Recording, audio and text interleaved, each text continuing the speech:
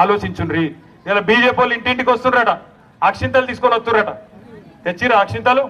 నెత్తి మీద చల్లినరా?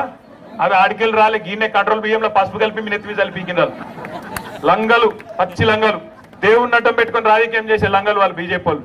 అది అయోధ్యకి వెళ్ళి రాలే, ఏమి రాలే, గీడికెళ్ళే కంట్రోల్ బియ్యంలో పసుపు చల్లి నెత్తి మీద అక్షంతలు చల్లి అవతల పడతాండ్రు. ఏమన్నా అంటే ఇగో గుడి కట్టినాం కాబట్టి మాకు ఓటైంది. నేను అడుగుతున్నా, గుడి కట్టుడే ఓటేసినందుకు కారణమైతే కేసీఆర్ కట్టలేదా యాదగిరిగుట్ట? బ్రహ్మాండంగా కట్టలే. కానీ మనం ఏంటన్నా దేవుని పేరు మీద రాజకీయం చేసినామా?